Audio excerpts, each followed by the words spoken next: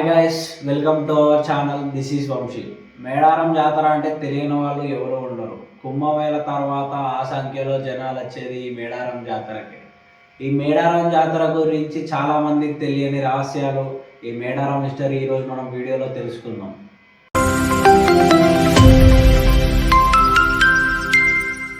700 సంవత్సరాలకి ముందు ములుగు దగ్గరలో ఉన్న ఒక గిరిజన ప్రాంతాన్ని మేడరాజు పాలిస్తూ ఉండేవాడు. వీళ్ళు కోయ జాతికి చెందినవారు. ఒకరోజు వీళ్ళు అడవిలోకి వేట కోసం వెళ్ళినప్పుడు ఒక పుట్ట మీద ఒక చిన్న పాప ఏడుస్తూ వీళ్ళకి కనిపిస్తుంది. చుట్టుపక్కల ఎవరూ కనిపించకపోయేసరికి ఎవరో పాపను వదిలేసి వెళ్ళిపోయారని చెప్పేసి ఆ పాపని గ్రామానికి తీసుకొచ్చి సొంత కూతురులాగా మేడరాజు పెంచుతాడు. ఈ సమ్మక్క అని చెప్పి మేడరాజు పేరు పెట్టాడు. ఈ పాప వచ్చిన తర్వాత ఊరికి చాలా మంచి జరిగింది. ఊర్లో ఉన్న కరువులన్నీ వెళ్ళిపోయి పంటలు బాగా పండేవి. ఈ సమ్మక్క చేతితో ఎవరికి ఏమి ఇచ్చినా వీళ్ళకి ఎటువంటి రోగం ఉన్నా నయమైపోయేది. ఇవన్నీ చూస్తున్న ఈ కోయ ప్రజలు ఈమె నార్మల్ మనిషి కాదు, ఈమె దైవ స్వరూపం అని చెప్పి నమ్మేవారు. ఇలా సమయం గడిచిన తర్వాత మేడరాజుకి మేనల్లుడైన పగడీత రాజుకి సమ్మక్కనిచ్చి పెళ్లి చేస్తాడు. వీళ్ళ పెళ్లి తర్వాత సమ్మక్క తల్లి 3 పిల్లలకి జన్మనిస్తుంది: సారలమ్మ, నాగులమ్మ, జంపన్న. పెళ్లి తర్వాత సమ్మక్క తన భర్తతో కలారంలో కలిసి జీవిస్తూ ఉండేది. ఇలా కొన్ని సంవత్సరాలు గడిచిన తర్వాత కాకతీయ రాజు తన రాజ్యాన్ని పెంచుకోవాలని మేడరాజు పాలిస్తున్న గిరిజన ప్రాంతం మీద దాడి చేస్తాడు.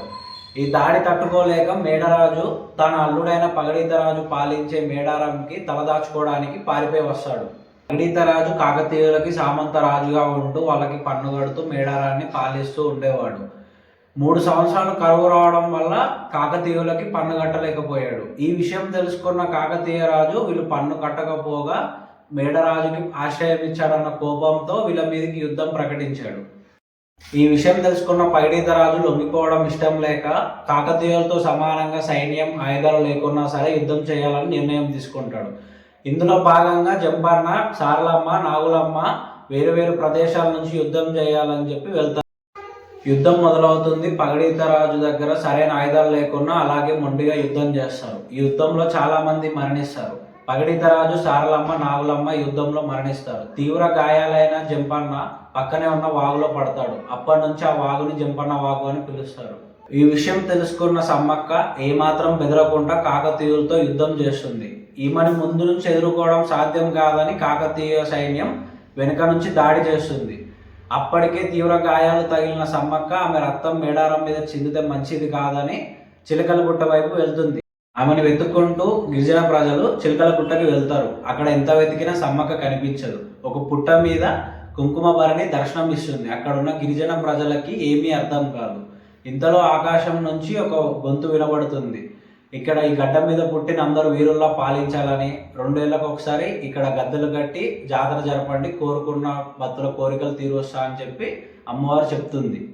ఈ మాటల్ని గిరిజన ప్రజలు ఆదేశంగా తీసుకుంటారు. ఈ విషయాలని తెలుసుకున్న కాకతీయ రాజు అప్పటి నుంచి సమ్మక్క తల్లికి భక్తుడిగా మారి 2 గద్దెలు కట్టించి జాతర జరుపుతాడు. అలాగే మేడారం ప్రజల పన్ను కూడా రద్దు చేస్తాడు.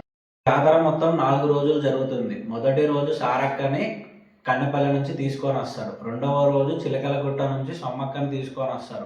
3వ రోజు ఇద్దరు కలిసి భక్తులందరికీ దర్శనం ఇస్తారు. 4వ రోజు అమ్మవార్లని ఆవాహనం చేసి వనప్రవేశం చేస్తారు. ఈ జాతరలో గిరిజనులే పూజారులుగా మారి పూజలు చేయడం విశేషం. ఈ జాతరలో బెల్లాన్ని బంగారంతో సమానంగా చూసి అమ్మవారికి సమర్పించుకుంటారు. ఈ జాతరకి భారతదేశం నలుమూలల నుంచి చాలా మంది ప్రజలు వస్తారు. సో గైస్, ఇది ఈరోజు వీడియో. మీరు ఎవరైనా మేడారం జాతరకి వెళ్ళకపోతే ఈ సంవత్సరం జరిగే మేడారం జాతరకి వెళ్ళి అమ్మవారిని దర్శించుకోండి. మా ఈ వీడియో మీకు నచ్చినట్టయితే లైక్ చేయండి, షేర్ చేయండి, సబ్స్క్రైబ్ చేయండి.